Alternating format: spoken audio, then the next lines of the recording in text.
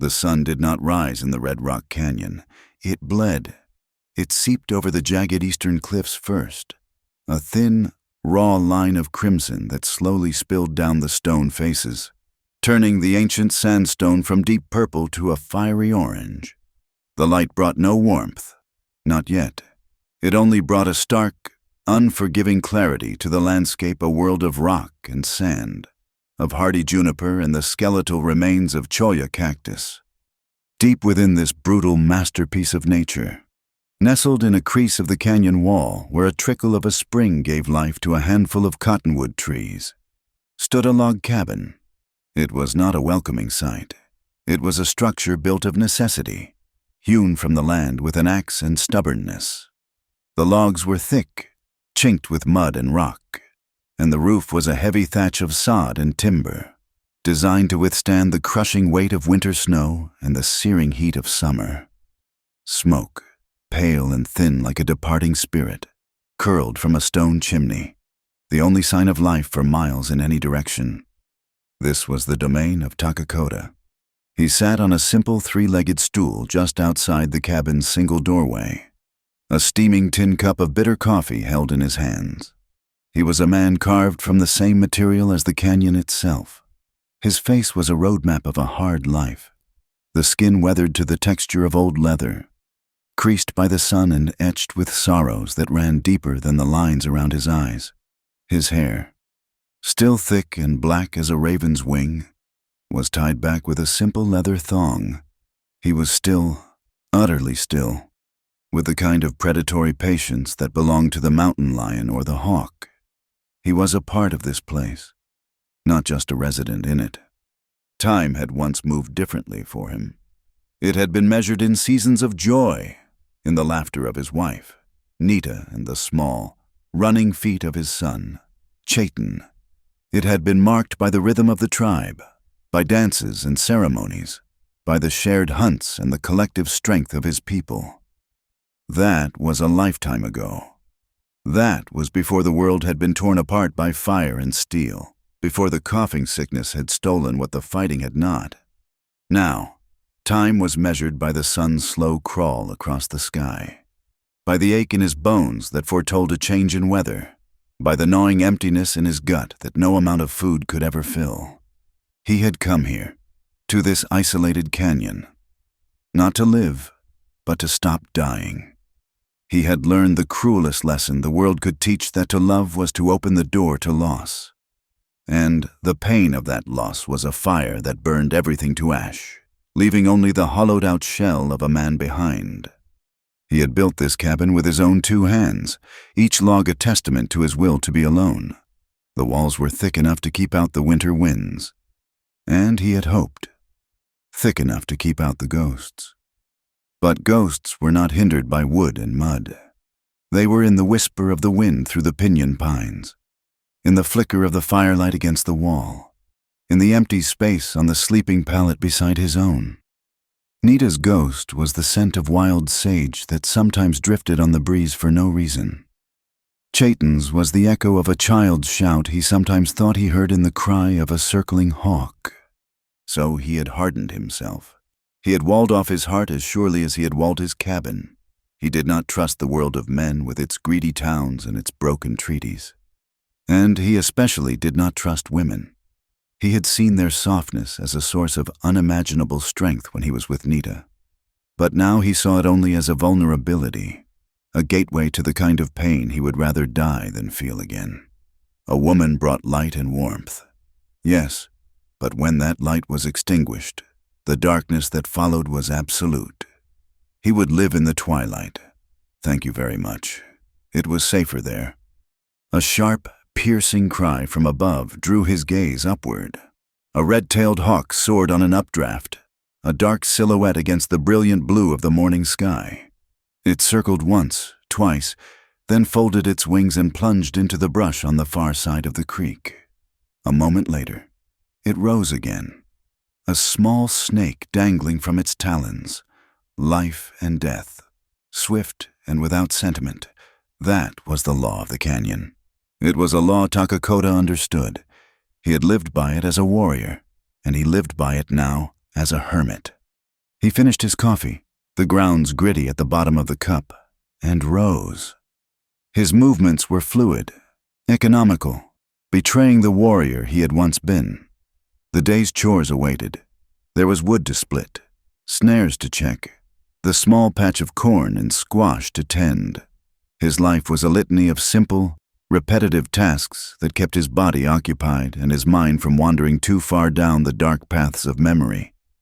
He worked through the morning, the rhythmic thud of his axe echoing off the canyon walls. The sun climbed higher, and the air grew warmer, shimmering above the dusty ground. He paused to wipe sweat from his brow with the back of his hand, his eyes scanning the narrow track that led out of his small valley and toward the distant, hazy plains. It was a path rarely traveled. Only one man came this way with any regularity, Jedediah, an old, grizzled trapper who valued his privacy as much as Takakota did. Jedediah traded salt, flour, and coffee for well-cured pelts and news, if it could be called that, from the world beyond the canyon. It was Jedediah who had, a week ago, been the reluctant bearer of Takakota's will. The memory was as clear as the air around him. The old trapper had been sitting where Takakota had sat this morning, nursing a cup of coffee. "Winter's coming on early," Jedediah had grunted, his voice like rocks grinding together. "Feel it in my joints. It'll be a bad one." Takakota had merely nodded, his gaze fixed on the fire. He felt it too, the ache in his shoulder. Where a soldier's bullet had lodged itself decades ago was a more reliable almanac than any in print. A bad winter meant more work, more hunting, more wood chopping, more time spent just to stay alive. And he was not as young as he once was. The strength that had once seemed limitless now had a bottom, and he was beginning to feel it. For days, a thought had been circling in his mind, a thought he had dismissed again and again as a weakness, a betrayal of his vow of solitude. But survival was a pragmatic master. It cared little for vows made to ghosts. He had looked at Jedediah, the first man he had spoken more than 10 words to in a season. "I have need of something," he said, his voice rusty from disuse. Jedediah raised a bushy eyebrow. "If it's whiskey, I'm running low." "No." Takakota's jaw tightened. He felt a profound sense of shame in what he was about to ask, as if he were admitting defeat. "I need help for the winter." The trapper stared at him, his surprise evident. "Help you ain't needed help since you first put this place up. The work is too much for one man. If the winter is as you say," he forced the next words out, the taste of them like ash in his mouth, "I need someone to cook, to keep the cabin." Jedediah's eyes widened slightly. "You mean a woman?" It wasn't a question. Takakota's expression hardened into a mask of stone. "I mean a cook," he corrected him sharply. "Someone to manage the fire, the food, the inside work. It would free my hands for hunting."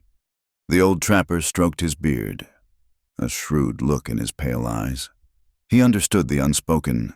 He saw the deep, abiding loneliness in the Apache, even if the man himself would never admit it. But he was wise enough not to say so. "There's folks in Harmony Creek who might be looking for work," he'd said slowly. "Hard up folks. The town ain't exactly flowing with milk and honey. But to come all the way out here, to work for—" He trailed off, but the word hung in the air between them, Apache. Harmony Creek was a dusty collection of clapboard buildings that clung to the edge of the plains like a scab. It was a place of suspicious glances, muttered words, and deep-seated prejudice. The people there saw Takakota not as a man seeking peace, but as a relic of a bloody past, something to be feared and hated. "Spread the word," Takakota had commanded, his voice leaving no room for argument. "I will pay in pelts, good ones, beaver and fox, enough to see a person through the winter and then some. Make the terms clear." He had met Jedediah's gaze, his own eyes burning with a cold fire. "They cook, they clean. Nothing more. When the spring thaw comes, they are gone." Jedediah had held his gaze for a long moment, then given a slow, deliberate nod. "I'll put the word out." Now, a week later, Takakota found himself watching the trail with a feeling he couldn't name. It was a knot of anxiety and resentment twisting in his gut. He had invited a stranger into his sanctuary. He had compromised his solitude. He imagined the presence of another person in his small cabin, their sounds, their smells, their very existence disrupting the quiet order he had so carefully constructed. He almost hoped no one would come. It would be a hard winter. But he had survived hard winters before. He could do it again. The thought of a woman's presence was the most unsettling of all. A woman would try to fill the silence. She would try to smooth the rough edges of his life, to hang a curtain in the window, to arrange things asterisk, just so asterisk. She would bring with her the ghost of Nita, and that he could not bear. He had hired a cook, a pair of hands. He had not bargained for a heart, and he would not tolerate one not his and not hers. As the sun reached its zenith, casting sharp, short shadows on the canyon floor, a flicker of movement at the edge of his vision caught his eye. It was far down the trail, a small figure, indistinct in the heat haze. Not Jedediah. The trapper walked with a heavy, lumbering gait. This figure was smaller, and it moved with a determined, steady pace. Takakota's hand went instinctively to the hunting knife at his belt. He stood slowly, every muscle tensed, and retreated into the shadows of the cabin doorway, becoming one with the darkness within. From there, he watched, his eyes narrowed, as the figure drew closer. It was a woman. She was leading a tired-looking mule laden with a few meager bundles. She was alone. As she came nearer, he could see she was young, perhaps barely out of her girlhood. She wore a simple, faded calico dress and a wide-brimmed hat to shield her from the punishing sun. He felt a surge of anger, hot and irrational. Of all the people Harmony Creek could have sent, they sent this, a girl. What would a girl know of hardship, of the biting cold and the profound silence of a canyon winter? She would last a week before running back to the relative safety of town, crying about the loneliness and the hard work. She stopped at the edge of the clearing, her eyes on the cabin. She looked tired, her face smudged with dust. But there was a resilience in the set of her shoulders, a quiet strength in her posture that he had not expected. She did not seem frightened, only wary. Her gaze swept over the cabin, the woodpile, the creek, taking in everything with an observant stillness that reminded him, uncomfortably, of himself. For a long moment, neither of them moved. The canyon held its breath. The only sounds were the buzz of insects and the soft gurgle of the creek. Takakota remained in the shadows, a silent, unseen judge. He had made a mistake.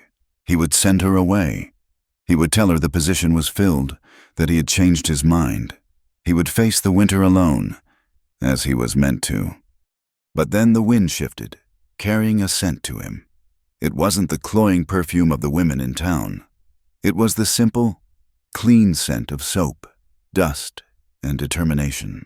And under it all, something else. Something he hadn't known he'd missed until this very moment, the faint, warm, living scent of another human being. It did not comfort him.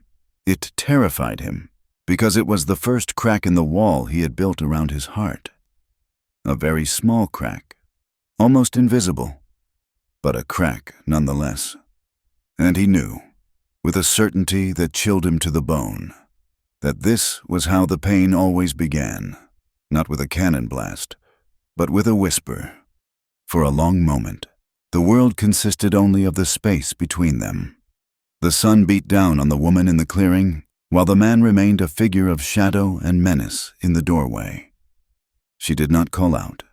She simply stood, her hand resting on the neck of her weary mule, and waited. It was a posture of profound patience, the kind born not of tranquility, but of having no other choice. Finally, he moved. Takakota stepped out of the cabin, emerging from the darkness into the harsh, revealing light. He was taller than she had expected, broad in the shoulder, with a severe economy to his movements that spoke of contained power. He did not walk so much as flow over the ground, silent and deliberate. He stopped 10 paces from her, his face an unreadable mask of weathered stone, his eyes dark and piercing. "Go back," he said. The words were not loud, but they carried the weight of the canyon walls, a command as absolute as a rock slide. Elena swallowed, her throat dry with dust and fear. But she had walked for 2 days to get here, her mother's funeral still a fresh wound in her heart. The leering whispers of the men in Harmony Creek, a more immediate threat than this silent mountain. There was nothing to go back to. "Jedediah sent me," she said, her voice quiet but clear, without a tremor. "He said you needed a cook for the winter." Takakota's gaze swept over her, a slow, dismissive appraisal. He saw a slip of a girl, too young, too slight for the brutal work a winter in this place demanded. He saw the gentle curve of her jaw, the dark braid of hair that fell over her shoulder, and the storm of anger and resentment rose in him again. She was everything he had sworn to live without. "Jedediah was mistaken," he said, his tone final. "I have no need of you." He expected her to cry, to plead, or to turn and flee. She did none of those things. Her chin lifted a fraction. Her eyes, the color of dark honey, met his directly, in them. He saw no fear. He saw exhaustion. Yes, and a deep, settled sadness, but beneath it was a flicker of something else, a hard, resilient core, the look of a survivor. "There is no one else," she said simply. "No one else was willing to come, and I cannot stay there." She did not need to elaborate. The world was full of places a lone woman could not stay. His eyes fell to her hands, which were clasped on the mule's lead rope. They were not the soft, useless hands of a town girl. They were slender, yes, but the palms were calloused, and there were small, faded scars across the knuckles. These were hands that knew work, hard, thankless work. He looked back at her face, at the determined set of her mouth. He had sought a pair of hands, nothing more. A functional, uncomplaining tool. Perhaps this was it, just in a package he had not anticipated. His pragmatic mind warred with the raw instinct to guard his solitude. The winter would be long. The ache in his shoulder was a dull, constant throb. Survival did not care for sentiment. He was silent for a long time, the hawk circling high above them, the only witness to the negotiation. At last, he gave a curt, almost imperceptible nod. "Unload your animal. There is water in the creek." Relief, so potent it almost buckled her knees, washed over Elena. She murmured a quiet, "Thank you," and moved to unfasten the ropes holding her meager possessions onto the mule's back. "I am not offering you comfort." Takakota's voice cut through the air, sharp as a shard of flint. She froze, turning to face him. He took a step closer, and now she could see the grief carved into the lines of his face, the immense, desolate emptiness in his eyes. "You are here for one purpose. You will cook. You will keep the cabin clean. You will sleep by the hearth. You will not touch my belongings. You will not speak to me unless I speak to you first. When the snows melt in the spring, you will leave. Is that understood?" He leaned in, his voice dropping to a low, intense whisper. Nothing more. The finality of it hung between them, a wall of ice. This was not an offer of shelter. It was a contract for labor, a transaction stripped of all humanity. For Elena, who had just lost the only warmth she had ever known, it was a cold and bitter draft, but it was also a lifeline. "I understand," she said, her voice steady. With that, he turned his back on her and went inside the cabin, leaving her alone in the oppressive heat of the sun. The cabin, when she finally entered, was even starker on the inside. It was a single room, dominated by a large stone hearth at one end. A simple pallet of furs lay on a raised wooden platform, his bed. A rough-hewn table with one stool stood in the center. The air was thick with the scent of wood smoke. old leather, and a deep, unshakable loneliness. It was a man's space, purely functional, devoid of any softness or color, a burrow, a tomb. As she set down her bedroll and the small wooden box that held her mother's last possessions, a rosary, a worn cookbook, a silver locket, the weight of the past few weeks descended upon her. She could still feel the damp chill of the church, smell the cloying incense mingling with the scent of fresh-dug earth. Her mother, Maria, had been a gentle soul, a woman who had faced a life of prejudice for loving a man from the wrong side of the border, and for raising the daughter he'd left behind. She had taught Elena to cook, to sew, and to endure. Dignity, asterisk mia asterisk, she would say, is a treasure no one can steal from you. But dignity was a cold comfort in Harmony Creek after her mother was gone. The town's minister spoke of charity, but his wife looked at Elena as if she were a carrier of disease. Mr. Abernathy, the portly owner of the general store, let his hand linger on hers for too long when she paid for flour. The other women whispered behind their hands about the half-breed girl, their eyes filled with a mixture of pity and contempt. She was an outsider, a problem to be solved, and she knew the kind of solutions men like Abernathy offered to lone, penniless women. When she heard Jedediah's quiet inquiry about a job in the mountains, a job no one else wanted, working for a man everyone feared, it had felt less like a choice and more like a divine, if terrifying, intervention. This silent, brooding Apache might be dangerous, but she sensed his danger was an honest one, worn on the outside like a cloak. The danger in town was hidden, smiling, and rotten to the core. Her first act was to build up the fire. The embers in the hearth were dying, sullen and gray. Takakota, it seemed, used fire only when he needed it for a specific task. Elena, taught by her mother that the hearth was the heart of the home, gently coaxed the embers back to life.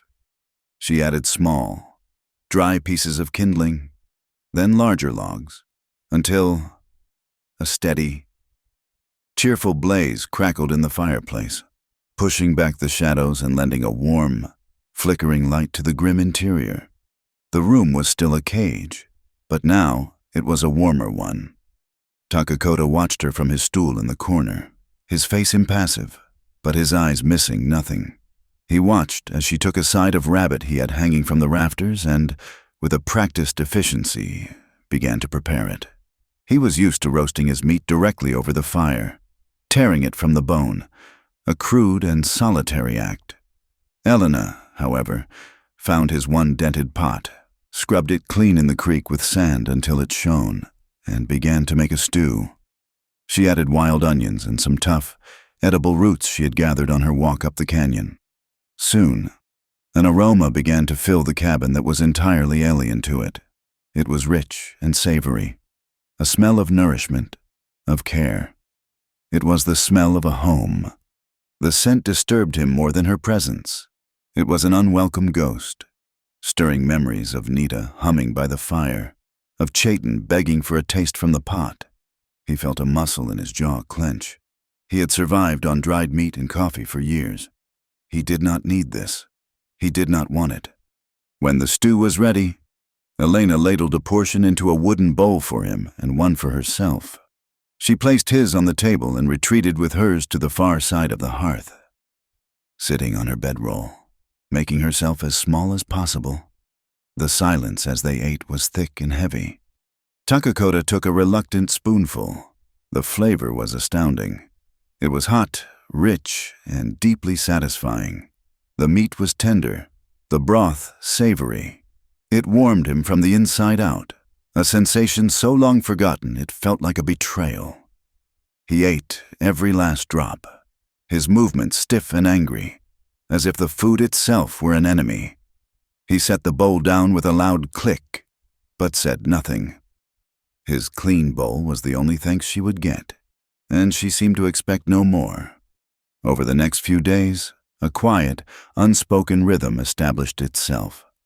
Takakota would rise before dawn and leave to hunt or check his traps.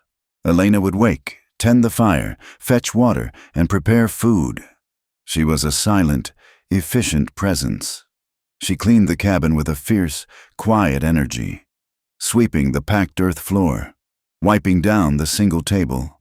She found a piece of clean, white flour sack in her belongings and, after a moment's hesitation, hung it over the single, glassless window opening.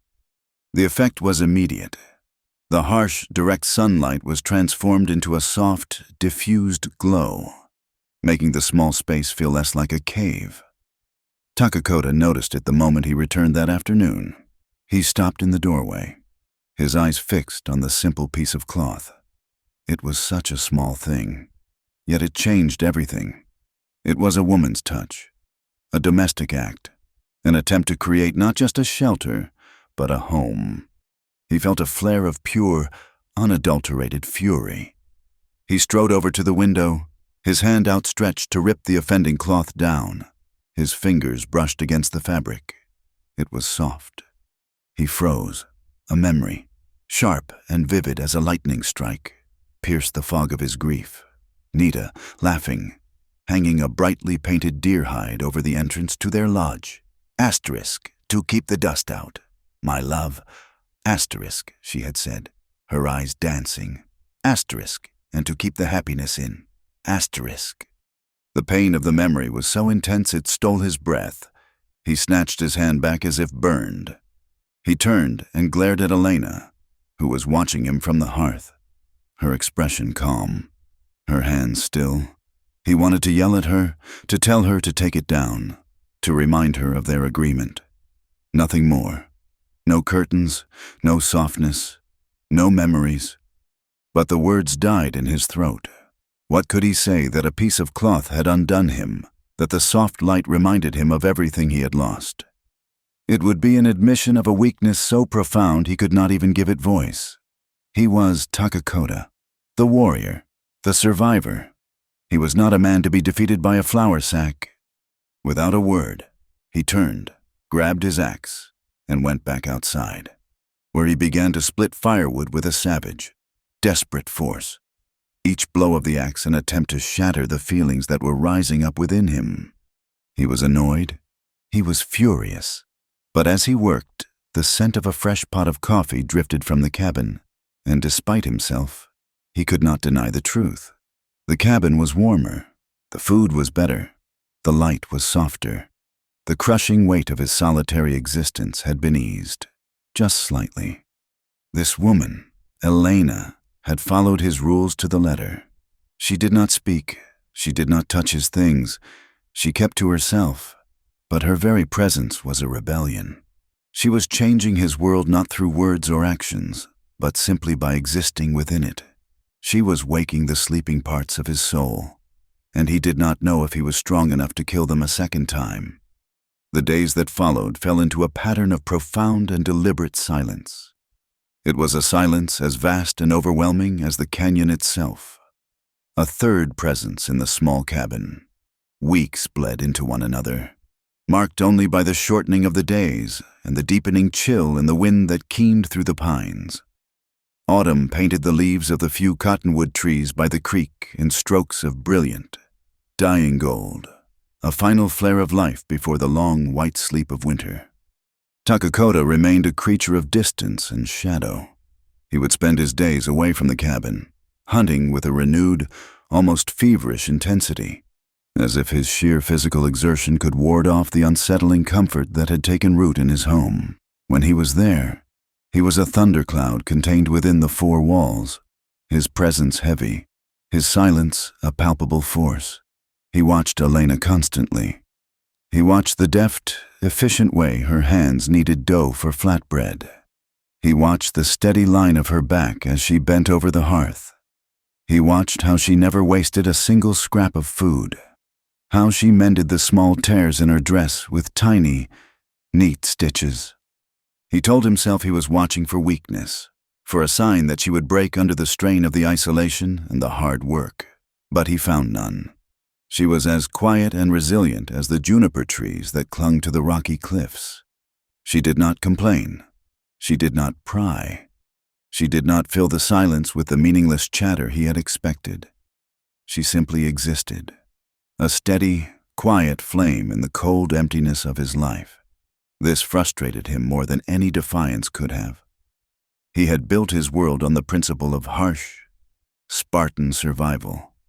Her quiet competence, her ability to create pockets of warmth and nourishment within that world, felt like a judgment on the hollow life he had chosen. For her part, Elena navigated his moods as a skilled boatman navigates a treacherous river. She learned the geography of his silence. There was the angry silence, when he would return empty-handed from a hunt, his jaw set like granite. There was the sorrowful silence, when she would find him staring into the fire, his eyes seeing things 1,000 miles and 1,000 years away. And there was the watchful silence, the one that made the hair on her arms stand up, when she felt his gaze on her, analytical and cold. She was not intimidated. Fear had been a constant companion for so long that it had become a dull, familiar ache. She had been more afraid of Mr. Abernathy's damp, smiling face in Harmony Creek than she was of this grim, silent man. Here, at least, the danger was honest. She focused on her work, on the rhythm of the chores that gave her days shape and purpose. She found a strange sort of peace in the canyon, a freedom in its isolation. There were no whispers here, no judgmental eyes. There was only the wind, the hawks, and the silent man whose grief was so vast it seemed to have soaked into the very logs of the cabin. She did not pity him. Her own sorrow was too fresh for that, but she recognized his pain as a fellow traveler, a citizen of the same desolate country of loss. The first crack in the wall of silence came on a morning sharp with the first real bite of frost.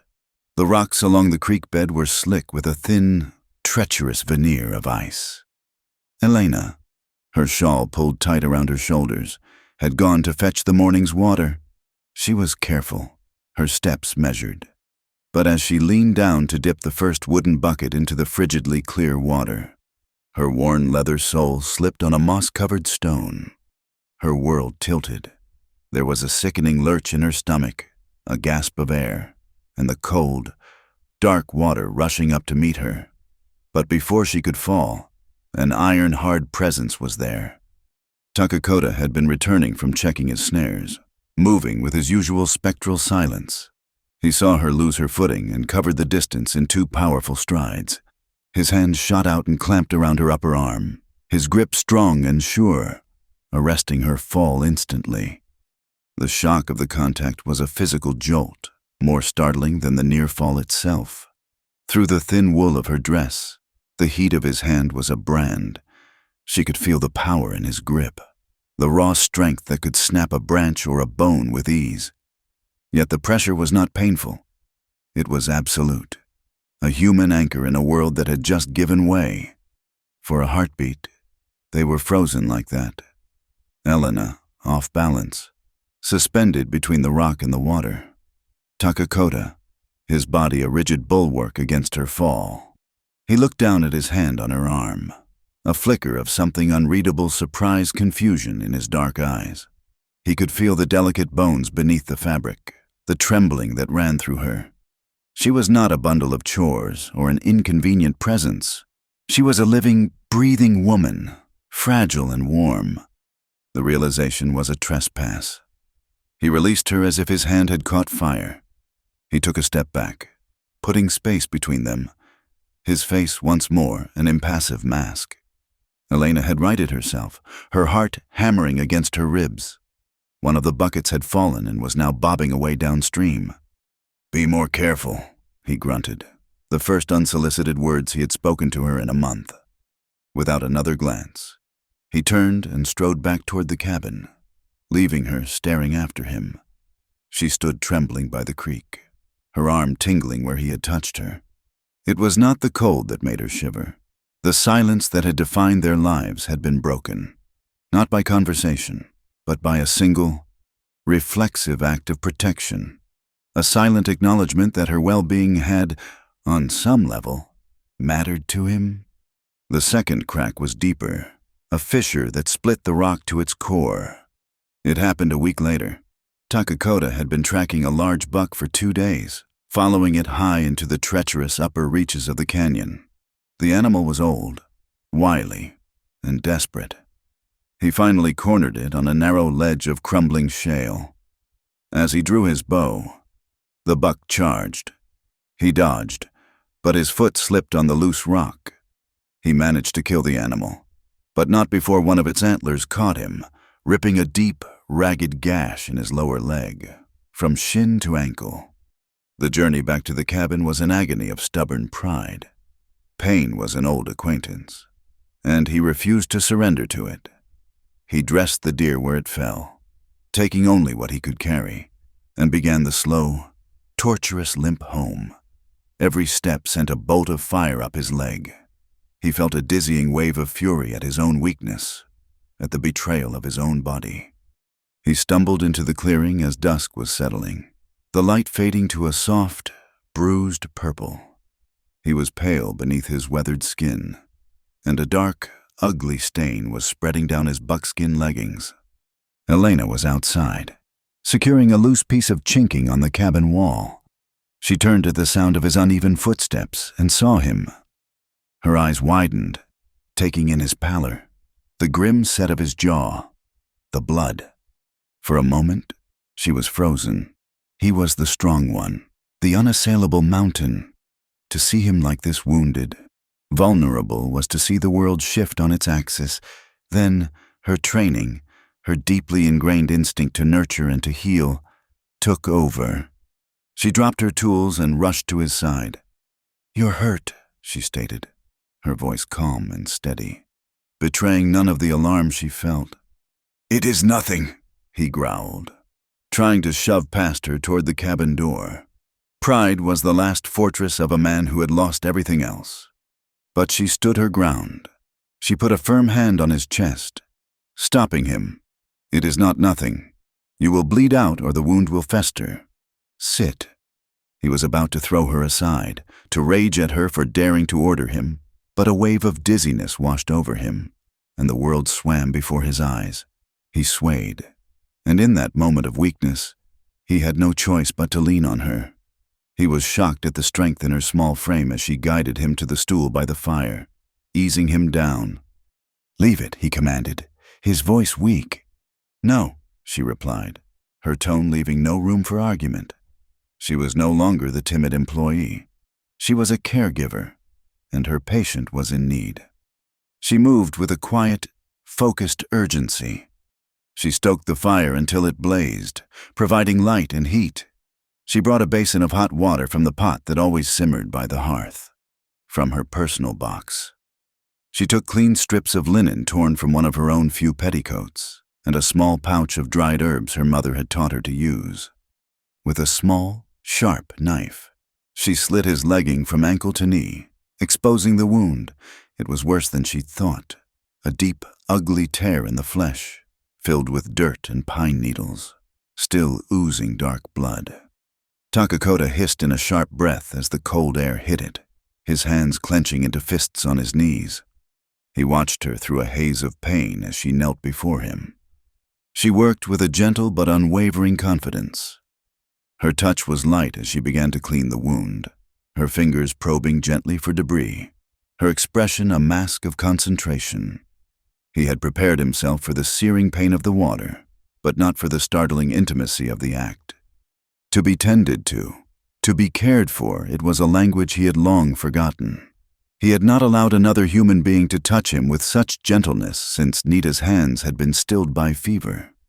He watched the firelight play on Elena's dark, bent head, the way she bit her lip in concentration, and a strange, unwelcome warmth spread through his chest, a feeling entirely separate from the fire in his leg.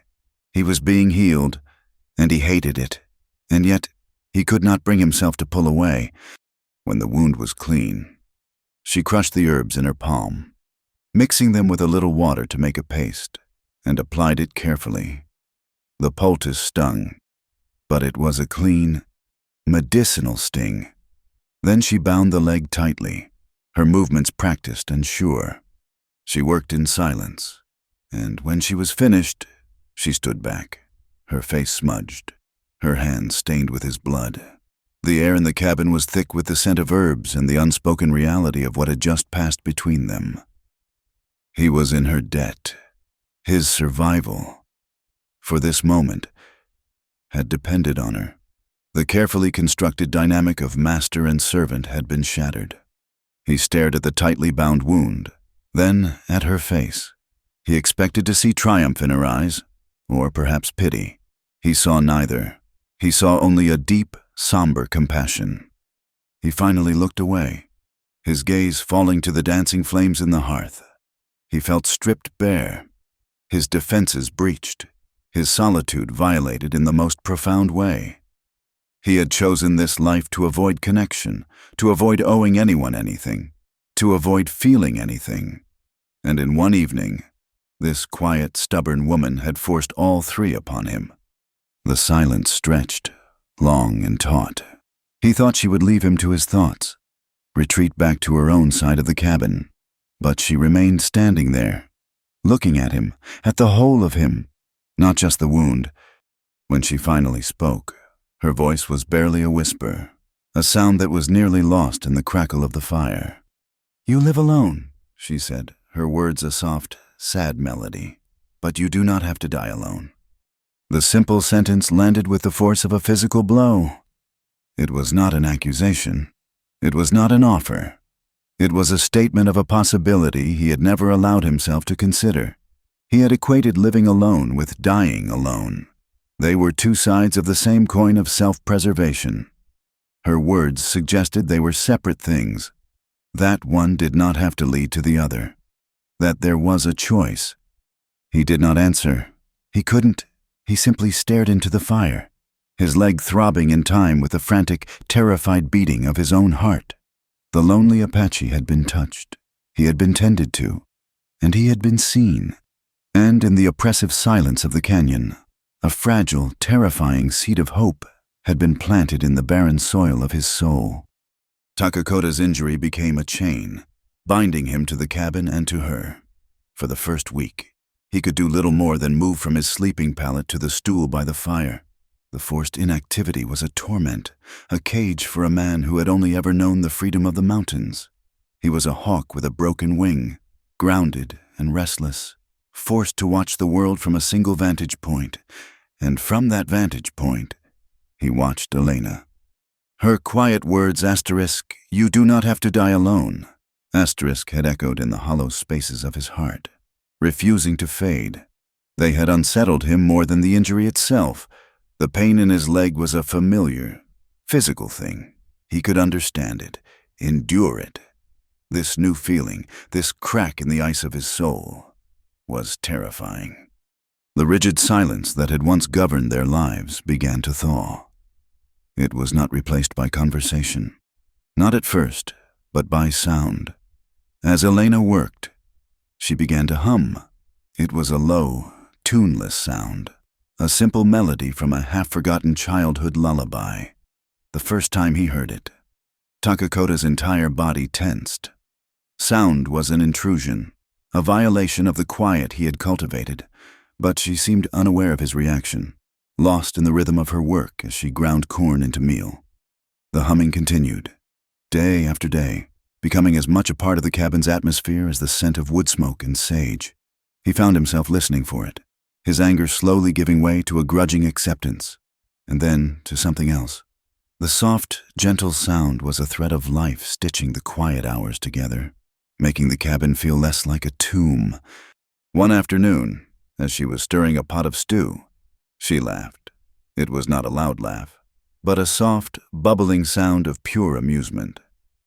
Takakota, who had been carving a new shaft for an arrow, looked up, startled. He followed her gaze to the doorway, where a fat, audacious ground squirrel was attempting to drag away a dried ear of corn nearly as large as itself, tumbling head over heels with each tug. The sound of her laughter was like water on parched earth. He could not remember the last time he had heard such a sound. A strange, unfamiliar twitch pulled at the corner of his own mouth. It was not quite a smile, but it was the ghost of one, a fossil of a long-dead emotion. The sight of the ridiculous squirrel, combined with the shock of her laughter, had momentarily breached his defenses.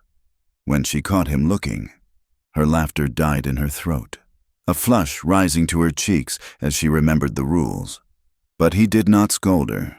He simply turned back to his carving, the image of her smiling face and the echo of that laugh imprinted on his mind. Her care for his wound was meticulous and impersonal.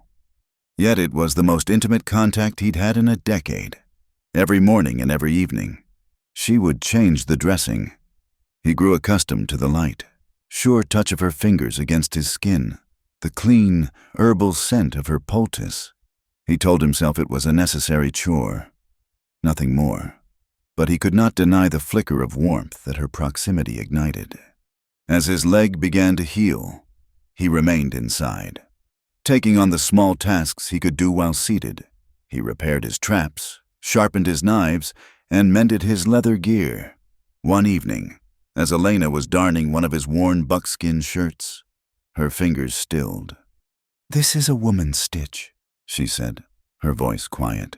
She was looking at a small, neat patch near the collar, sewn with a finer thread than the rest. Takakota's hands, which were wrapping sinew around the base of an arrowhead, stopped. He stared into the fire. "My wife," he said, the words feeling like stones in his throat. "Nita." Her hands were quick. The name hung in the air between them. He had not spoken it aloud in years. Saying it now felt like both a betrayal and a relief. Elena did not press. She simply nodded and continued her own careful stitches. But a door had been opened. A few nights later, the wind howled outside, a mournful, lonely sound that clawed at the corners of the cabin. The fire was the only light and warmth in a world of shivering darkness. "She was from the White Mountain people," Takakota said suddenly, his voice low. He didn't look at Elena, but he knew she was listening. "Her father was a great leader. I traded 3 fine horses and a rifle for her hand. Her father said he would have given her to me for the horses alone." A faint, sad smile touched his lips. She was strong. Her spirit was like the new grass in spring, soft, but strong enough to push through hard earth. He fell silent, but the story was not over. The dam of his grief, so long held in check, had begun to crumble. Over the next several nights, in pieces, the story of his past emerged. He spoke of his son, Chaitin, a boy with his mother's bright eyes and a laugh that could startle birds from the trees. He described the boy's first successful hunt, a small rabbit caught in a snare, and the immense pride that had swelled in his own chest. He spoke of the coming of the soldiers, of the fighting, of the world being torn apart. But his voice broke when he spoke of the sickness. "It came after the fighting," he whispered, his eyes fixed on the flames, seeing another fire in another time, a cough that turned to fire in the lungs. First the old ones, then the children. He swallowed hard. Chaitin. He was hot with fever for 3 days. Nita held him. She would not let him go. She sang to him. His voice was ragged. He died in her arms. A week later, she followed him. He said nothing more. The cabin was filled with the terrible weight of his loss. Elena's eyes glistened in the firelight, but she did not offer empty words of comfort. She knew, as only someone who has known loss can know, that some sorrows are too vast for words. She simply sat with him in his pain, her silent presence a testament that he was no longer alone with his ghosts. The next day, as he sat outside for the first time, leaning his back against the sun-warmed logs of the cabin, he watched her work. She moved with a grace and economy that reminded him, achingly, of Nita. "You learned to tend wounds from your mother," he stated. It was not a question. Elena paused in her task of scrubbing the stew pot. "Yes," she said. "She learned from her mother. She said that for women like us, on the edge of things, we had to be our own doctors, our own priests, our own everything." "Women like you?" he asked. His curiosity piqued. She looked out over the vast, empty canyon, her expression wistful. My father was an American, a surveyor. He passed through our village in Mexico. He had kind eyes and a laugh my mother loved. She gave a small, sad smile. He promised to come back for her. He never did. We came here, to Harmony Creek, looking for him. But we never found him, and the people there, they never let us forget that we were not one of them. My mother was the Mexican woman. I was the half-breed girl. She spoke without bitterness, with a simple, factual weariness that was more heartbreaking than anger. Takakota listened, and for the first time, he saw her not just as Elena, the woman who cooked his food, but as a fellow outcast. He had been driven into this canyon by the hatred of the white man's world. She had been born into it, an exile in her own land. They were both survivors of a quiet, relentless war. The sky had been a threatening, bruised gray all day. As evening fell, the wind picked up, shrieking like a banshee through the narrow canyon. Then came the snow, not the gentle, drifting flakes of a quiet winter's night, but a driving, blinding wall of white, thrown against the cabin by a furious gale. The world outside disappeared. The temperature plummeted. The wind found every tiny crack in the cabin walls, sending icy fingers of air snaking inside. The fire, their only source of heat, roared and sputtered as the downdraft from the chimney tried to extinguish it. A particularly violent gust of wind slammed against the cabin, and the wooden shutter over the window, weakened by age, tore from one of its leather hinges and crashed inward, bringing a swirl of snow and freezing air into the room. Elena cried out in alarm.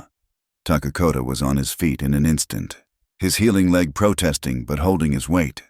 He grabbed the shutter, fighting against the force of the wind that was trying to rip it from his grasp. The rope he yelled over the roar of the storm. Elena needed no other instruction. She grabbed a length of rope from a peg on the wall and worked with him, her small hands surprisingly strong as they fought to lash the shutter back into place. Snow melted on her hair and face, and the wind tore at her clothes, but she did not falter. Together, they managed to secure it, plunging the cabin back into the dim, flickering light of the fire. They stood for a moment, breathing heavily, their shoulders almost touching. The storm raged outside, a wild beast trying to claw its way in, but inside, they had created a tiny, fragile pocket of safety. "Thank you," he said, the words torn from him by the necessity of the moment. She just nodded, shivering, and retreated to the hearth, holding her hands out to the flames. The cabin felt smaller than ever, their shared space shrinking until it was just the small circle of light cast by the fire. Takakota sat on his stool, closer to the hearth than usual, seeking its warmth. Elena sat on her bedroll, only a few feet away. The storm was a relentless assault on the senses, a constant, deafening roar that made conversation impossible. They sat in silence, but it was a different kind of silence now. It was not empty or hostile. It was a shared silence, a companionship forged in the face of the storm's fury. A log in the fire collapsed, sending a shower of bright orange sparks onto the hearthstones, dangerously close to Elena's bedroll, with a speed that surprised them both. Takakota reached out, grabbing her hand and pulling her away from the sparks. His hand was large and calloused, engulfing hers completely. Her skin was cool from the chill. His was warm from the fire. The contact was electric. It was the second time he had touched her, but this time was different. It was not a reflexive act of rescue, but a conscious, deliberate connection. The sparks died down, but he did not let go. He held her hand, his thumb stroking absently over her knuckles. He could feel the fine bones, the delicate but strong pulse beating steadily beneath her skin. He looked at their joined hands, his dark and weathered, hers slender and pale in the firelight. And in that moment, holding her hand while the world raged outside, Takakota finally understood. He had spent years believing he was strong in his solitude, that his refusal to feel was a shield. He saw now that it was the armor of a coward. He had not been fleeing the weakness of love. He had been fleeing its terrifying, world-shattering power. He was afraid of love not because it was fragile, but because it was the strongest thing in the universe, strong enough to build a world, and strong enough to reduce it to ash when it was gone. To love Nita and Chaitan had been to stand on the sun. To lose them had been to be plunged into the frozen darkness of space. He had been terrified of ever feeling that warmth again, for fear of the inevitable cold. He looked at Elena. She was watching him, her honey-colored eyes wide and luminous in the firelight. She was not asking for anything. She was simply there, sharing the storm, her hand resting in his. Slowly, deliberately, he tightened his grip, a silent acknowledgement, a surrender. The storm could rage all it wanted. It could not get in, not anymore. The long winter of his heart was over. The man who had hired a cook to survive the season had just found a companion to weather the storm. And he knew, with a certainty that was both terrifying and exhilarating, that nothing would ever be the same. The great storm broke the back of winter. In its wake, the world was remade, scoured clean and draped in a blanket of profound, white silence. The fury of the wind was replaced by a deep, crystalline peace. Inside the cabin, the storm had broken something else the wall between them. The silence that returned was not the empty, hostile quiet of before, but a shared, comfortable space, warmed by the fire and the unspoken understanding that had been forged in the heart of the tempest. Takakota's hand had remained in hers long after the danger of the sparks had passed. They had sat that way for hours, watching the fire die down to embers as the storm exhausted itself outside. No words were spoken, but everything was said. It was a treaty signed without ink, a vow made without voice. In the days that followed, a new rhythm emerged. The humming returned, and sometimes the soft laughter. But now, it was often met with a low grunt of acknowledgement from Takakota, or the rare, fleeting ghost of a smile.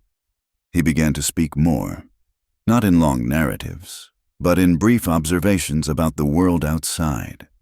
He would point out the track of a snowshoe hare, or note the way the wind had sculpted the drifts against the canyon wall. He was sharing his world with her, the one he had inhabited alone for so long. He taught her things. He showed her how to read the signs of the weather in the clouds, how to identify the edible roots that grew even in the hard winter soil. He took a piece of soft pine and, over several evenings, carved a small, smooth bird, its head cocked as if listening. He sanded it with a piece of sandstone until it felt like silk, then pressed it into her hand without a word. The small, wooden bird felt warmer and heavier than any gold. Elena, in turn, brought her own world into the cabin. She told him stories her mother had told her, tales of clever coyotes and stubborn saints from a land of colorful villages and warm sun.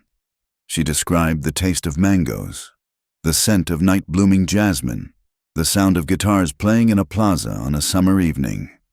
She was painting a picture of a life he had never known, filling the Spartan cabin with the colors of her memory. They were no longer master and servant. They were not even quite friends. They were two solitary stars that had drifted into the same orbit, held there by a gravity they did not yet have a name for. The end of their contract, the coming of the spring thaw, was an unspoken truth that hung between them, a cloud on the horizon of their newfound peace. As the snow began to melt, receding first from the sun-facing slopes, the land reawakened. The creek, which had been a frozen trickle, swelled into a gurgling, energetic torrent, and their supplies, stretched thin by the long winter, began to run low. The flour sack was nearly empty, the coffee tin held only dust, and the salt was a few precious crystals at the bottom of a wooden box. "We need supplies," Takakota stated one evening, his voice flat, but the words carried an immense weight. It meant leaving their sanctuary. It meant returning to the world of men. It meant going to Harmony Creek. Elena felt a knot of cold dread form in her stomach. The canyon had become her home, its isolation a protective embrace. The thought of facing the whispers and the cold, judging eyes of the townspeople made her physically ill. She had almost forgotten that other world existed. Takakota saw the fear in her eyes. "I will go alone," he said. "No," she replied, her voice firmer than she expected. The woman who had arrived in this canyon months ago would have agreed meekly. This woman was different. "You cannot carry everything yourself. Your leg is strong, but not that strong. And I will not stay here alone." The thought of being in the cabin without him was, she realized with a jolt, more frightening than facing Harmony Creek with him. He looked at her for a long moment, then gave a single, sharp nod. The journey down from the canyon 2 days later was a stark contrast to her lonely, desperate trek up. This time, she did not walk behind the mule. She walked beside Takakota. He adjusted his long, ground-eating stride to match hers, a small, unconscious courtesy that spoke volumes. The world felt different. The sky seemed bluer, the air cleaner. They moved as a team, a silent, efficient unit. And for the first time since her mother's death, Elena did not feel entirely alone in the world. But as the jagged silhouette of the canyon walls gave way to the flat, dusty expanse of the plains, the feeling of peace began to evaporate, replaced by a tense, prickling apprehension. Harmony Creek appeared on the horizon, a smudge of ugly, angular buildings under the vast, indifferent sky. It did not look like a place of harmony. It looked like a wound on the face of the land. Their arrival was met with a sudden, conspicuous silence. A man who had been sweeping the porch of the saloon stopped, his broom frozen mid-air. 2 women gossiping outside the dress shop fell quiet, their eyes wide, their hands flying to their mouths to conceal their whispers. A group of children playing in the dusty street scattered like quail. Every window seemed to hold a pair of watching eyes. They were a spectacle. The reclusive, dangerous Apache, and the girl who had disappeared into the mountains with him months ago. Elena could feel their stares like physical blows. She could hear the word that was on all their lips, even if they didn't speak it aloud. Asterisk. His asterisk woman, the Apache's woman. She pulled her shawl tighter, her gaze fixed on the ground in front of her, her face burning with a shame she did not deserve. Takakota seemed oblivious, his expression as impassive as ever. But Elena, who had learned to read the subtle shifts in his posture, saw the way his shoulders had tensed, the way his hand now rested near the hilt of the long knife at his belt. He was a coiled spring, a predator walking through a field of nervous prey. Abernathy's general store was just as she remembered it, a cluttered space smelling of sawdust, pickles, and chewing tobacco. Mr. Abernathy himself was behind the counter, a portly man with a shiny bald head and small, shrewd eyes.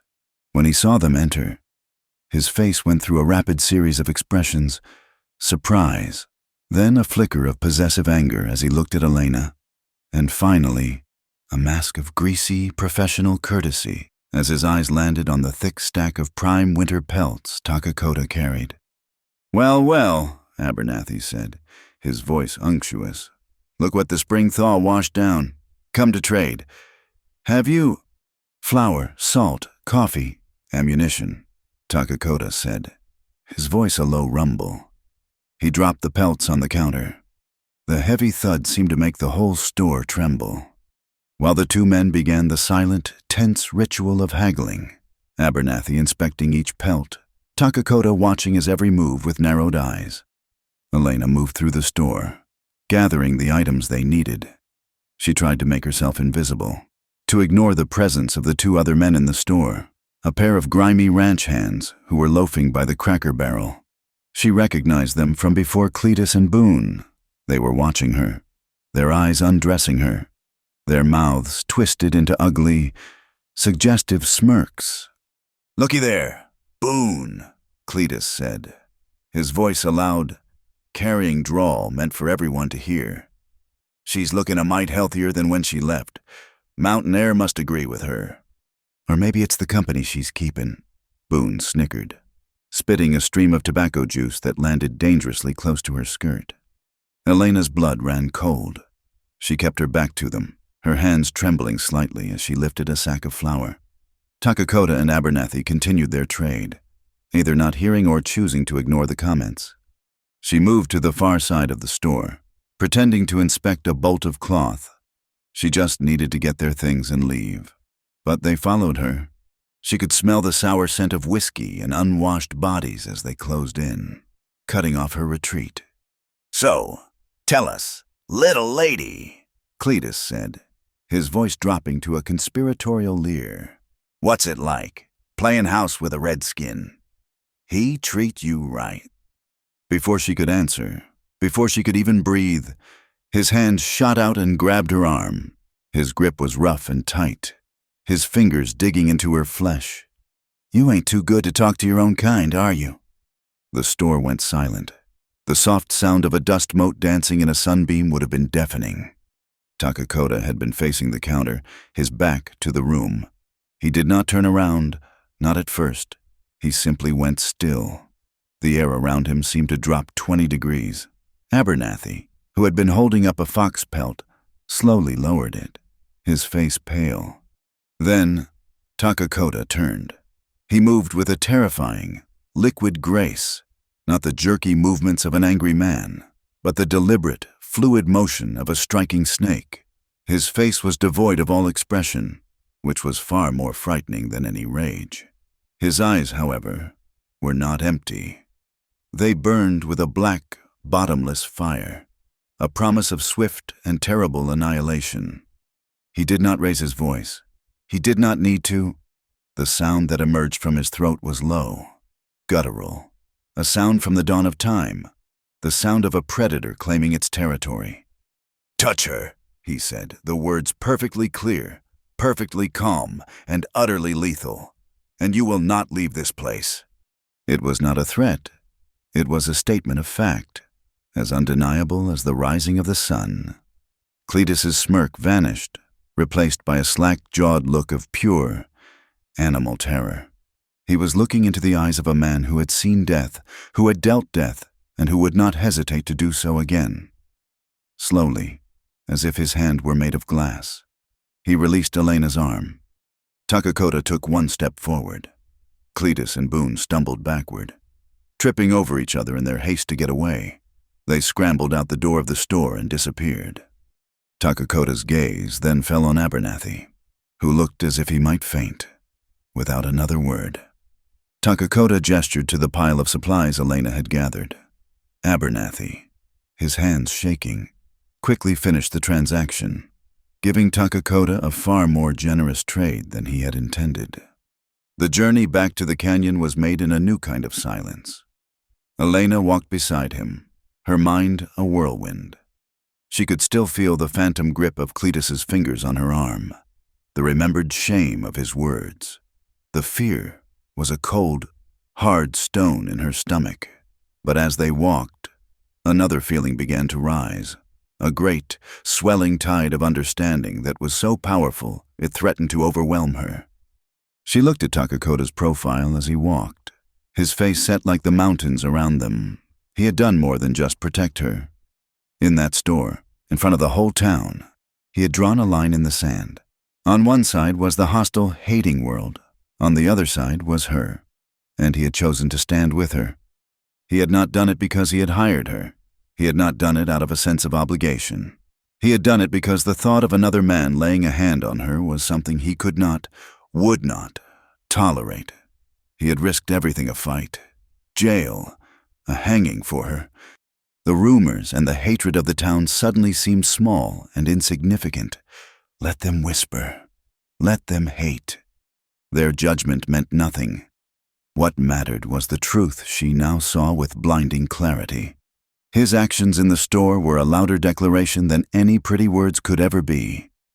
He had been hired only to cook, she thought, her heart aching with a fierce, protective tenderness.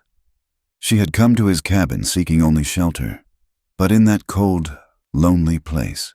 They had found something else entirely. He hadn't just given her a job. He had, in that single, violent, protective moment, placed his scarred and broken heart directly into her hands. The peace that settled over the canyon in the week after their return to Harmony Creek was a different kind of peace. It was not the quiet of solitude, but the charged stillness before a storm. The ugly encounter in the general store had been a stone thrown into a still pond, and the ripples were spreading outward, invisible but powerful. They both felt it.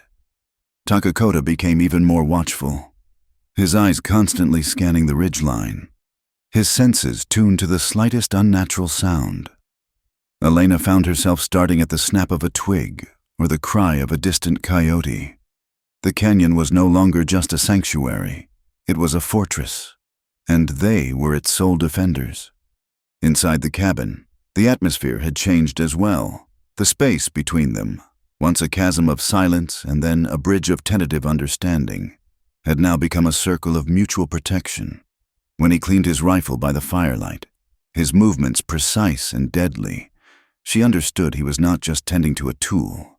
He was sharpening a promise.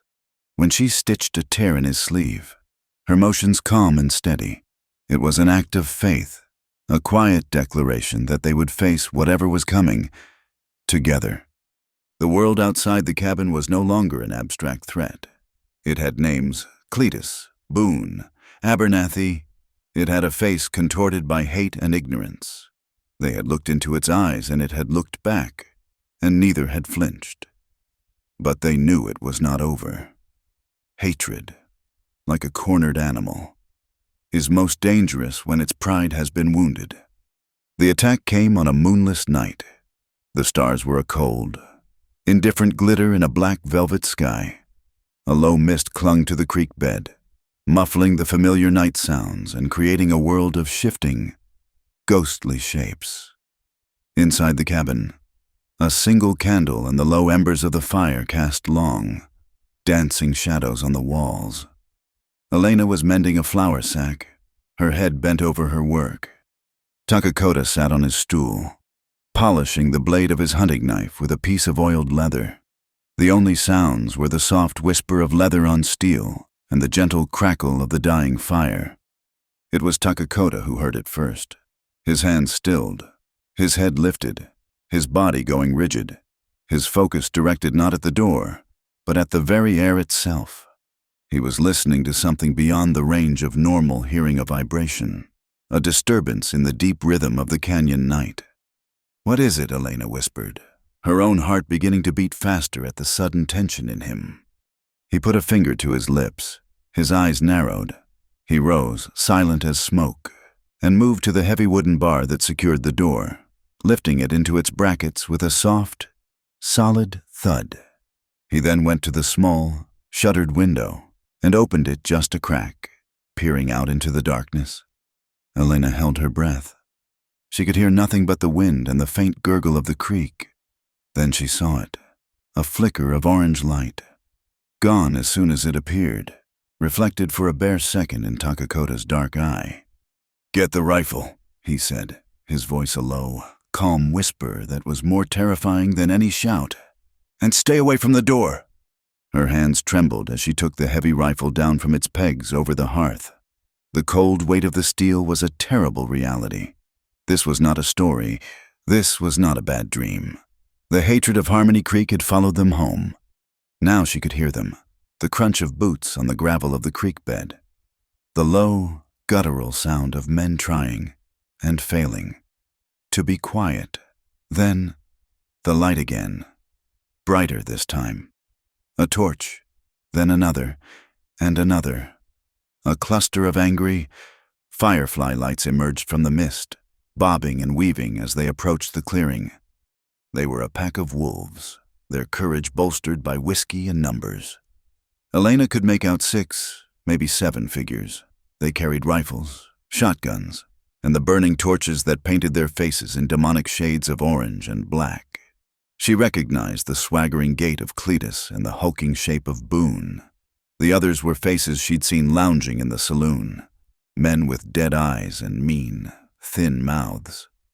They stopped at the edge of the clearing, their bravado momentarily checked by the dark, silent cabin. It was an unnerving sight, a black void that seemed to swallow the light of their torches. Takakota Cletus yelled, his voice slurred but loud, shattering the canyon's peace. "We know you're in there, and we know you've got that girl with you." There was no answer from the cabin. "We're here for her," another voice shouted. "We ain't gonna let no decent woman be held captive by the likes of you." The hypocrisy of the words was a bitter poison in Elena's throat. Decent woman. They had never once looked at her as a decent woman. They had looked at her as an object, a half-breed, something to be used or discarded, and now they were her saviors. "Send her out!" Apache Cletus roared, taking a step forward. "Send her out now, and we might just let you live." Inside, Takakota turned his gaze from the window to Elena. His face was a mask of cold, controlled fury. "Stay here," he commanded in a low voice. He picked up his own rifle, checked the load, and moved toward the door. "No," Elena said, her voice shaking but resolute. She stood up, the rifle heavy in her hands.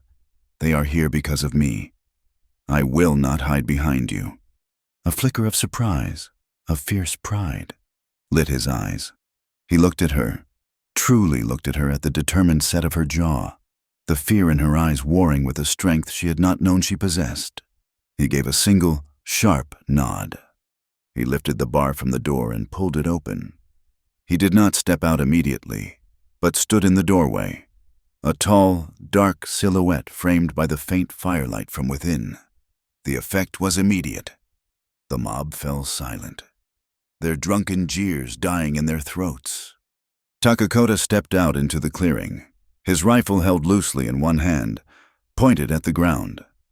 He was not aiming at them, which was somehow more menacing.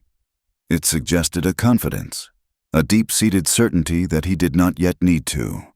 Then, to the astonishment of the men, Elena stepped out and stood beside him.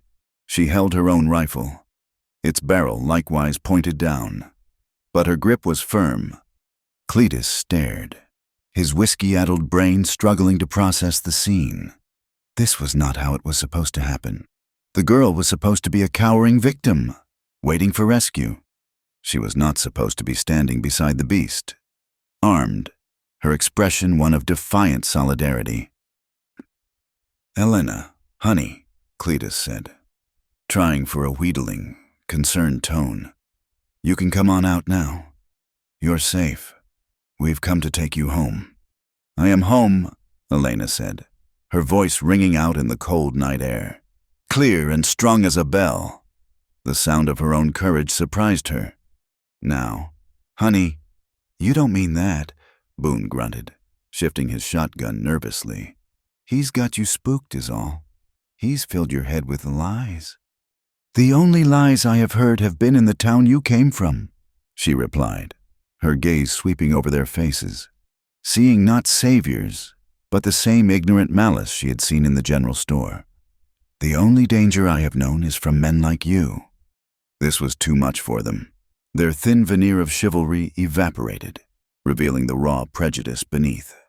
"She's bewitched," one of the men yelled. "That Apache devil has put a spell on her. She's his property now. Is that it?" Cletus sneered, his face twisting into an ugly mask. "You think because you kept her all winter? She belongs to you. We've come to take back what's ours." At that, Takakota took a slow step forward. The torchlight glinted off the barrel of his rifle. He still did not raise it. He simply looked at them, his gaze moving from one man to the next, a predator assessing a threat. "She does not belong to me," he said, his voice as low and dangerous as a distant rock slide. "And she does not belong to you." He took another deliberate step. "You speak of her as if she is a horse to be traded, a sack of flour to be claimed. You look at her, and you see nothing. I look at her, and I see a heart stronger than any man in this canyon." He stopped, his eyes finally locking onto Cletus. "She made a choice to be here, a choice you are too small to understand." He let the words hang in the air for a moment. "Now, You will make a choice. You will turn around. You will walk out of my canyon, and you will never come back. Cletus, emboldened by the 6 men behind him, laughed, a harsh, ugly sound. Or what? Apache, you gonna take us all on by yourself? There's 7 of us and 1 of you. 2, Elena said firmly, taking a step forward to stand shoulder to shoulder with Takakota, raising the barrel of her rifle a few inches. Takakota's lips pulled back from his teeth in a smile that held no warmth, no humor. It was a terrifying, feral sight. You are right, he said softly. I am 1 man, but you are not in the town square. You are not in your saloon. You are in my home. His voice dropped even lower, a sound that seemed to be drawn from the earth beneath their feet. Here, I am not just a man. I am the shadow that moves in the corner of your eye. I am the stone that turns under your foot and sends you falling. I am the silence that comes before the scream. He raised his free hand and pointed a single, steady finger at Cletus. You came here with fire. If you force me to answer you, the only fire you will see is the one that burns in your own homesteads. Set by a ghost you will never find. I will not hunt you like men. I will hunt you like rabbits. I will take your horses in the night. I will spoil your water. Your children will wake up crying from dreams of a dark face in their window. He paused, letting the images sink in. You will live every day of your short, miserable lives looking over your shoulder, and you will die in fear, alone in the dark. Now, for the last time, leave. The silence that followed was absolute. The wind had died. The creek seemed to have stopped running. The only sound was the crackle and spit of their torches. The men looked at each other, their drunken courage shriveling in the face of such a cold, elemental promise. They had come to fight an Indian. They found themselves facing a force of nature. They saw in Takakota's eyes not the possibility of a fight, but the certainty of a curse. He would not just kill them, he would unmake their entire world. Cletus swallowed, his Adam's apple bobbing.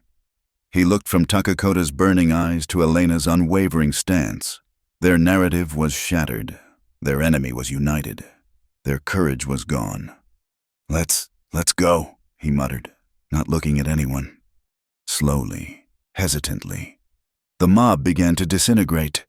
They backed away, their torches held low, their eyes still fixed on the 2 figures who stood unmoving before the dark cabin. They turned and stumbled back the way they came, their retreat a shambling, pathetic affair. Their angry shouts were replaced by the sound of their own shuffling, cowardly feet. Takakota and Elena stood side by side, watching until the last flicker of torchlight had been swallowed by the mist and the darkness. They stood for a long time after, listening until the last echo of their departure had faded, leaving only the familiar, peaceful sounds of the canyon night.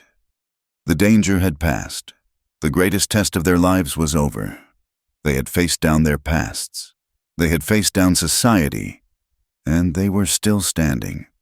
Slowly, Elena lowered her rifle, her arms trembling from the strain.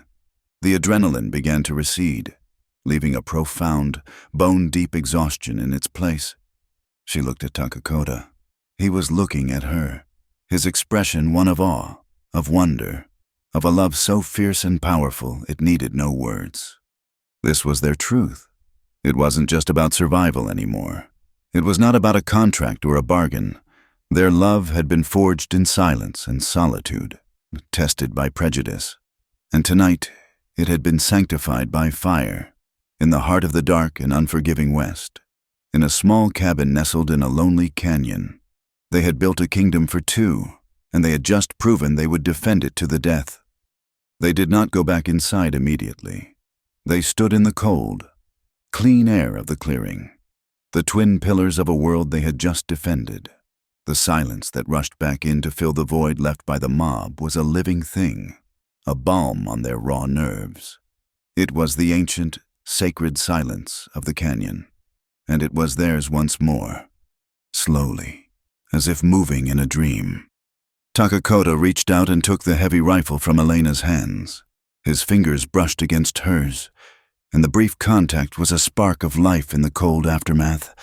He leaned both rifles against the cabin wall and turned back to her. In the faint starlight, he could see the tracks of tears on her dusty cheeks. Tears she had shed without making a sound. He saw the trembling in her shoulders that she was trying so desperately to control. He saw the fierce, beautiful courage in her eyes that had faced down 7 armed men. A wave of emotion so powerful, it threatened to pull him under a mixture of awe, fierce protectiveness, and a tenderness that ached in his chest rose within him. He lifted a hand, his calloused, scarred fingers hesitant for a moment before they came to rest gently on her cheek. He brushed away a tear with his thumb. The gesture was infinitely gentle, a stark contrast to the violence he had promised their tormentors. "You were not afraid," he whispered, his voice rough with emotion. It was not a question, but a statement of wonder. Elena let out a shaky breath she hadn't realized she was holding. She confessed, her voice barely audible. "I was terrified, but I was more afraid of losing this." Her gaze swept around the dark clearing, the silent cabin, and came to rest on his face. "Of losing you." The admission hung between them, simple, honest, and more devastating than any threat or weapon. He had spent a decade building walls to keep the world out, to keep feeling out, and this woman, with her quiet strength and her steadfast heart, had not broken them down. She had simply walked through them as if they were never there. He slid his hand from her cheek to the back of her neck, his fingers tangling in the soft hair at her nape. He drew her forward until her forehead rested against his chest. She could feel the steady, powerful beat of his heart beneath her ear, a rhythm as constant and reassuring as the turning of the seasons. She closed her eyes, inhaling the scent of pine smoke, leather, and the unique, earthy scent that was his alone. She wrapped her arms around his waist, holding on as if he were the only solid thing in a spinning world. He held her like that for a long time, his large hand a warm, protective weight on her head, his other arm wrapped securely around her back. He was shielding her from the memory of what had just happened, from the hatred of the world, from everything. In his embrace, she was not the half-breed girl, not the Apache's woman, not an outcast. She was simply Elena, and she was safe. Finally, the deep chill of the night began to seep into their bones. "Come," he said softly, his voice a low rumble against her ear. Inside, by the fire, he released her slowly, reluctantly, and they went back into the cabin. The simple act of barring the door behind them feeling like a sacred ritual. The fire had burned down to a bed of glowing, orange embers. Takakota added several logs, and soon the flames leaped up again, chasing the shadows into the corners and filling the small space with a dancing, golden light. They sat, not in their usual separate spaces, but together on the thick bearskin rug before the hearth. The heat from the fire warmed their faces, but a different kind of warmth was spreading between them. The night's events had been a crucible, a trial by fire that had burned away everything that was not essential. All that was left was a stark, undeniable truth. The world outside would not change. The men would go back to Harmony Creek and their story would curdle into a local legend, a tale of the bewitched girl and the savage Apache who held her in his thrall. The prejudice would remain, a poison in the well. But here, in this cabin, that fact no longer mattered. The judgment of the world was a distant, irrelevant noise. Their reality was the warmth of the fire, the strength of the log walls, and the quiet, profound connection that bound them together. This was their Chung-go, their shared enlightenment. The world's hatred had not divided them. It had fused them into a single, unbreakable whole. Elena looked at Takakota. He was staring into the flames, his profile etched by the firelight. The harsh lines of his face seemed softer now, the perpetual grief in his eyes replaced by a deep, thoughtful stillness. The spring thaw had come, and with it, the end of their original agreement. She had fulfilled her contract. She was free to go. The thought was a cold, hollow ache.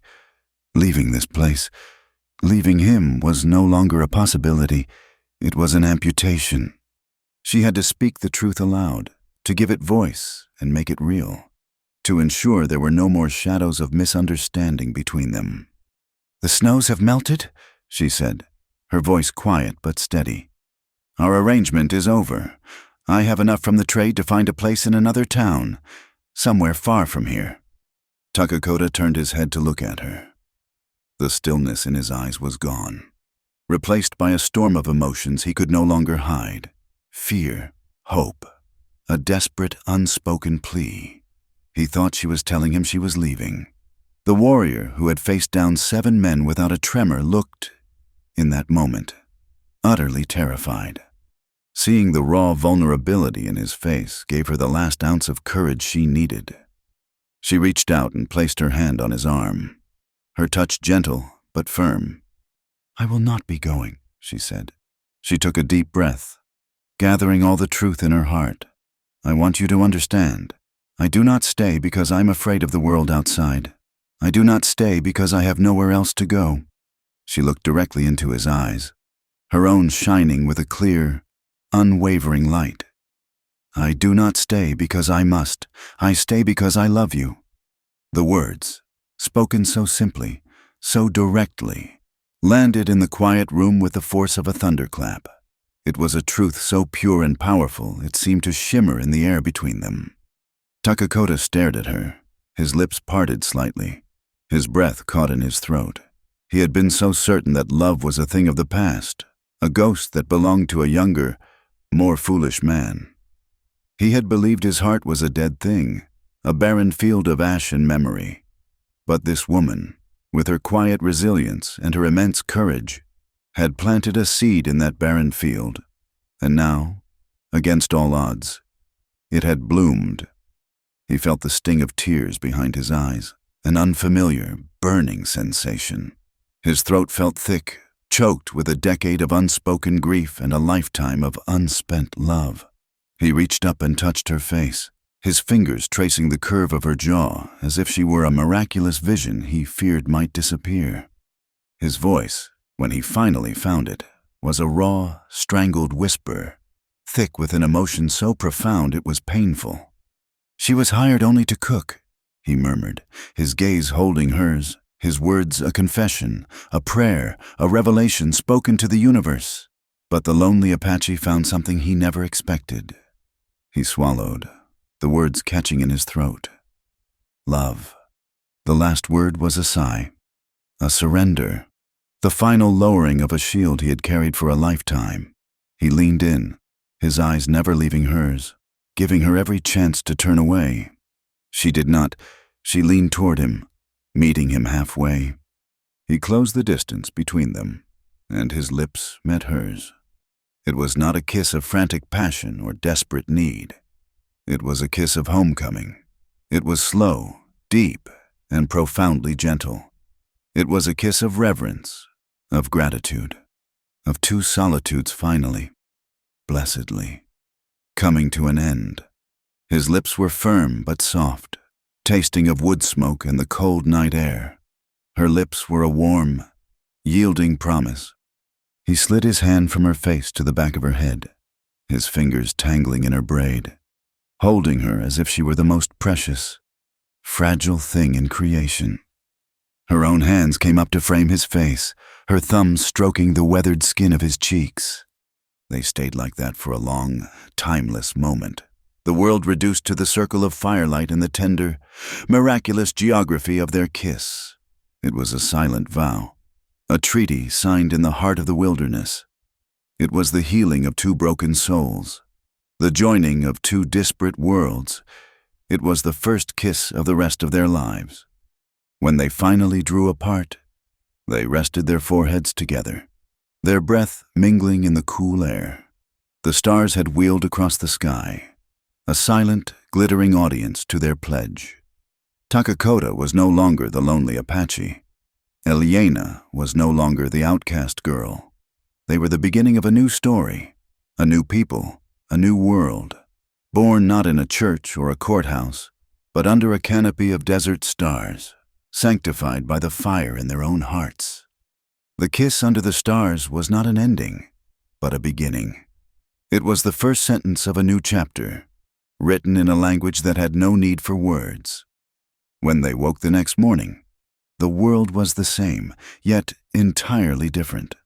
The sunlight that spilled over the canyon rim seemed warmer, the song of the creek sounded sweeter, and the very air within the cabin felt lighter, charged with a quiet, joyful energy. The ghosts of the past had not vanished, but they had retreated, their mournful whispers replaced by the steady, living sound of two hearts beating in the same small space. Their life together began to grow, organically and beautifully, like a vine finding its way toward the sun. The cabin, once a Spartan shelter built for the singular purpose of survival, slowly began to transform into a home. The change started in small ways. Elena found a sunny, protected patch of earth near the creek where the soil was rich and dark, with a pointed stick for a trowel in her bare hands. She began to cultivate a garden. Takakota watched her at first, a silent observer, as she carefully planted the handful of beans and squash seeds she had saved from their supplies. Then, one morning, he appeared beside her, holding a sturdy, spade-like tool he had fashioned from the shoulder bone of a deer. He didn't say a word, simply handed it to her and then began to clear the larger rocks from the patch, his powerful muscles making short work of the task. They worked side by side, a team, turning the wild earth into a promise of sustenance.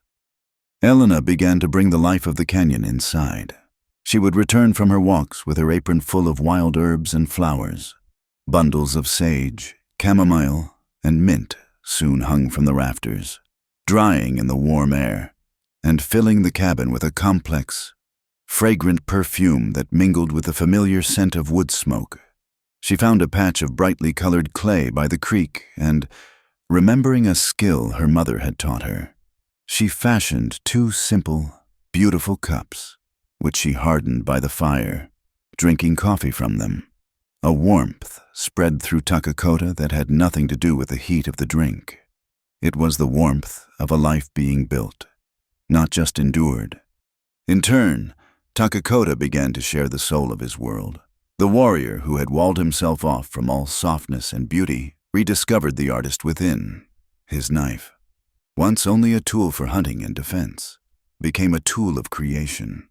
He would sit for hours by the fire, a piece of cottonwood or pine in his hands, and the shavings would fall away to reveal a shape, a story.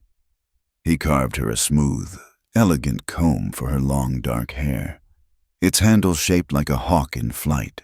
He carved a set of bowls, each one decorated with a different pattern, one for the rain, one for the sun, one for the river. He began to tell her the old stories, the ones he had not allowed himself to remember for a decade. He spoke of the creation of the world, of the first people who emerged from the earth. He told her tales of Coyote, the clever trickster, and of White-Painted Woman, whose strength and wisdom guided his people. As he spoke, his face would transform. The hard, stoic mask would fall away, and she would see the young man he had once been, his eyes alive with the fire of his heritage. He was not just sharing stories. He was giving her the keys to his soul, entrusting her with a sacred history that the world outside had tried so hard to extinguish. He taught her words in his Chiricahua tongue, and her soft accent as she tried to pronounce them was a sweeter music than he had ever known. One afternoon, he led her to a quiet, secluded spot on a high ledge overlooking the canyon. Two simple mounds of stone lay under the shade of a twisted, ancient juniper tree. It was the resting place of Nita and Chaitan. Elena stood beside him, her heart aching for the immense loss he had carried alone for so long. He did not speak of the sickness or the sorrow. Instead, he pointed to the sky. "When a great warrior dies," he said, his voice soft, "their spirit becomes a star. You see that one?" He pointed to a bright, unwavering point of light that was just beginning to appear in the twilight sky. "That is Chaitan." He is watching. He is not sad anymore. He then looked at her, his eyes clear and full of a deep, abiding peace she had never seen in them before. He is happy, because his father is not alone. Elena's eyes filled with tears, not of pity, but of understanding. She slid her hand into his, her fingers lacing with his. Their love did not erase his grief. It did not fill the hole that the loss of his family had left in his heart. Instead, their love had built a home around that sacred, empty space, protecting it, honoring it. She understood the profound message. Then love was not an escape from suffering. It was the courage to embrace it, to carry it, and to still find a reason to welcome the sunrise. The world beyond their small valley still existed. They knew this. Sometimes they would see a dust trail on the distant plains, or find the tracks of a shod horse far down the canyon trail, a reminder of the world that had rejected them. But the fear was gone. The hatred of Harmony Creek was like a story from another lifetime.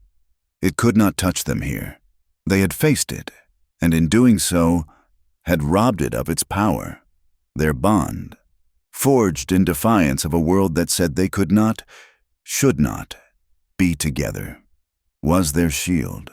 They were a testament to a truth greater than any prejudice, that the color of a person's skin or the language of their ancestors was nothing compared to the language of a human heart speaking to another.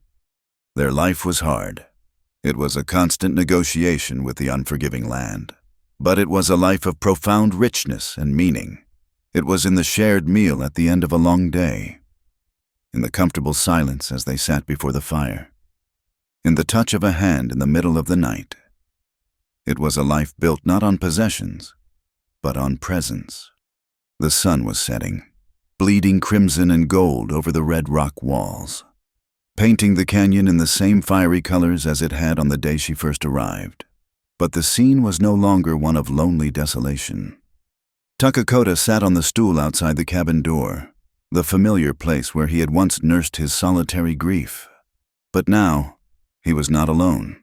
He was carving a small, intricate figure of a woman tending a garden. Beside him, sitting on a smooth, flat rock, was Elena. She was weaving a basket from willow branches, her fingers moving with a graceful, practiced rhythm. The light caught the hawk-shaped comb in her hair. A cool breeze whispered down the canyon, carrying the scent of her herbs and the promise of a peaceful night. The world outside was still full of danger and uncertainty. The future was unwritten, a trail leading into an unknown wilderness. But within the small circle of light that would soon bloom from their cabin window, there was everything that mattered. There was a crackling fire. There was love, and there was hope. The lonely Apache was no longer lonely. The outcast girl was no longer an outcast. In each other, against all odds, in the deep and silent heart of the Wild West, they had finally, truly found their family. Thank you for listening to our story. We'd love to know where you're listening from, so please drop a comment below to connect with us and share your thoughts. If you enjoyed this tale, please consider subscribing to our channel, Wild West Tales, and give this video a like. And to help this story reach more listeners, please support us by hitting the hype button. We appreciate you all.